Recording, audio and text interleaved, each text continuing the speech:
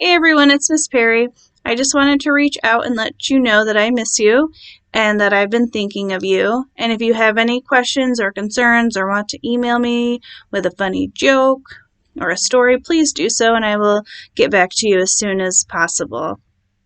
Um, while we're closed, unfortunately, the library and its books are not available. The database does have ebooks, so please remember to check that out.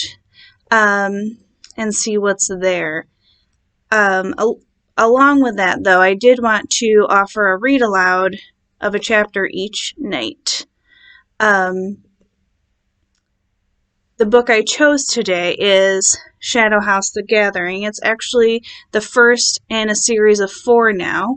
I thought it was a trilogy, but I just double checked, and a 4th one has come out. So it's pretty exciting. And I know this is a little bit on the creepy side, and not everyone loves creepy, but I find that sometimes reading creepy takes my mind off of other things and will just capture my attention. So hopefully you find it enjoyable. If you do, and at the end you're like, oh my gosh, I need to find out what happens next, we have the second one in the library. So I'm going to get started. Even R.L. Stine has a little review at the top here that says, Shadow House is everything I love. Strange characters, magic, and the supernatural. Endless danger and adventure, and a mystery I dare any reader try to solve. So, I'm pretty excited. I hope it lives up to Mr. Stine's expectations, or review, I should say. So, Chapter 1. Whenever Poppy Caldwell glanced in a mirror, she saw another girl standing behind her. There were plenty of other girls at Thursday's Hope, the group home where Poppy had lived since age 6. But the girl wasn't like other girls. Poppy was pretty sure she was dead. In the mirror, the girl always appeared smiling, hazel eyes glinting with playful kindness, long dark hair slanting sharply across her forehead. She always wore the same white pinafore over a dark dress, with large pockets that gaped near her hips and seemed filled with mystery. Poppy knew that seeing the girl was odd. Was she a ghost? An angel? Once Poppy had worked up the courage to ask her bunkmate Ashley if it was normal for girls to appear behind you in mirrors. Girls who couldn't speak. Girls who weren't actually in the room with you when you turned around. Ashley had laughed so hard, Poppy had forced herself to giggle too, pretending it was all a joke. She thought she'd be able to keep her secret, but Ashley didn't like keeping secrets.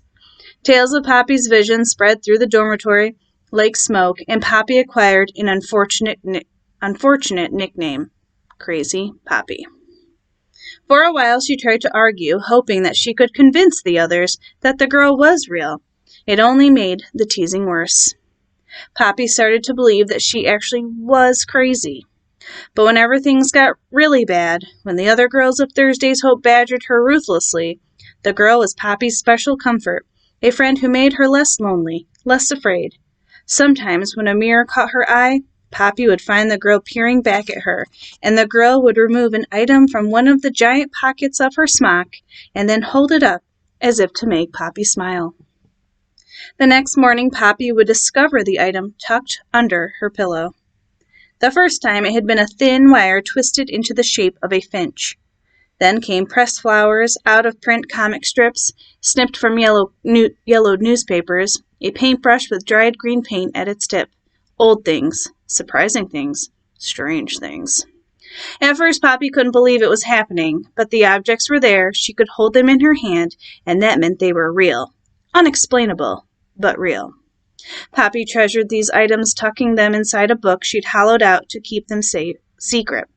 But Ashley took particular pleasure in raiding Poppy's belongings, passing the girl's treasures to the others, who would tear and sometimes destroy them. On those nights, Poppy had nightmares of terrible fires and watched screaming as her bunkmates burned around her. The worst part was that in those dreams, Poppy was always the one to light the flames. In real life, Poppy didn't know how to fight back, until the day Ashley got her hands on a delicate charcoal sketch of 5 kids in masks and uniforms, all lined up against a stone wall. Poppy had hidden the sketch in a separate place, between the pages of a book she loved, a book she knew Ashley would never, ever read. But Ashley was a better snoop than Poppy had imagined. Poppy found her standing beside their bunks, the drawing held roughly in her hands. "Is this from your friend?" Ashley asked with a thin, flat smile. She tensed her hand threateningly on the sketch. Something inside Poppy broke. Before she could stop herself, she reached for Ashley's favorite possession, an ornate mirror on their shared nightstand, and swung it. There was a smash, a scream. Ashley clutched her hand into a fist, but the sketch had already slipped away from her. Miraculously, it landed unharmed on Poppy's bed. Poppy just watched as Ashley howled for help. Poppy had never been sent to Miss Tate's office before. Its cold metal cabinets and big oak desk had always intimidated Poppy when she walked past it. Now she was seated in front of the desk, in the chair for troublemakers. The secretary told her in no uncertain terms to not touch a thing, and to wait there until Miss Tate had checked on Ashley. Poppy knew she should listen. She was in enough trouble already, but her stomach was churning with so much anger that it burned her usual meekness away. For once she didn't hesitate to take the chance she'd always dreamed about. As soon as the office door closed behind her, Poppy was out of her chair and searching the cabinets for her own file. If she was already in big trouble, why not get in a little more? The room smelled too sweet, as if there was bubble gum stuck underneath every piece of furniture. Sunlight streamed in through the tall window, illuminating a dust-mote storm that swirled around Poppy as she searched. The filing cabinet stood against the far wall. Poppy found the correct drawer, removed her folder, and placed it on Miss Tate's desk. Pawing through the material, a veil of disappointment fell on Poppy. There were report cards and medical records, pictures she'd painted when she was much younger, but not a single thing from before she'd arrived at the group home.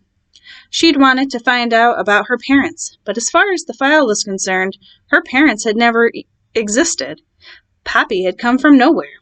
This was highly unusual, and then it got more unusual. Near the back of the folder, Poppy found a sealed envelope with her name on it. She turned it over again and again, almost dizzy with excitement. In the upper left corner, written in pen by a delicate hand, were the words, "Larkspur House, Hardscrabble Road, Greencliff, New York." The postmark was smudged, so Poppy couldn't read the date it had been sent. A letter? The anger flooded her again. Why had Miss Tate never given it to her? Poppy slid her fingernail carefully under the flap. Inside rested a slip of salmon-colored stationery with intricate floral designs lining every edge. It was one of the most beautiful objects she had ever seen. There was a small photograph of a luscious country mansion tucked in the envelope, too. Placing that aside, she began to read. "My dearest niece, oh, what a relief to have finally found you. You have no idea what the family has been through, though I'm sure it is nothing compared to the life you've been forced to lead. Poor thing. You may call me Great Aunt Delphinia. I live on a grand estate in the Hudson Valley with more room than I know what to do with. It would be such an honor if you would consider coming to stay with me. I will provide the best schooling, cuisine, and clothing, all the comforts that any girl could ever wish for, though I'm sure you understand that those things would be worthless without the loving household that will form the foundation of your new life here at Larkspur. The photograph of the ground should provide an idea of what you are in for. I would come down to Thursday's Hope to collect you if it weren't for my health, but please, do let me know that you've received this letter, and I shall arrange for your immediate travel from the city. We have so much to discuss. Yours truly and with love, Delphinia Larkspur." Poppy closed her eyes as chills brushed her skin and her eyes flooded with tears. This was better than any treasure the girl had ever given her. It was like something out of a fairy tale, and not something that could happen to a girl like her. Family, a happy ending. Somewhere in the office behind her, the floor creaked. Poppy whipped around to find the director standing just inside the doorway. "And just what do you think you're doing, Miss Caldwell?" Miss Tate glanced at the folder lying open on her desk, as well as the envelope in Poppy's hands. I want to ask you about my file," said Poppy, trying to hide the trembling in her voice. That file is not meant to be seen by you, Miss Tate chided, in her best rules are rules voice. Poppy's face burned. I found this. She held up the envelope. A letter, addressed to me. She made herself look Miss Tate in the eyes. Why would you hide it from me? Miss Tate's expression shifted from anger to confusion. I would never. Let me see that. Poppy handed it over reluctantly. She watched as Miss Tate scanned the writing. Poppy, I've never seen this before, I swear. I have a family, Poppy said. Let's not jump to conclusions. My great-aunt Delphinia knows all about me. Poppy's voice was small, but insistent. Miss Tate sighed, looking like she'd seen this sort of thing before. The return address is vague. There's no phone number, no email. How do you expect me to even get in touch with her? I don't, Poppy thought. I'll figure it out myself.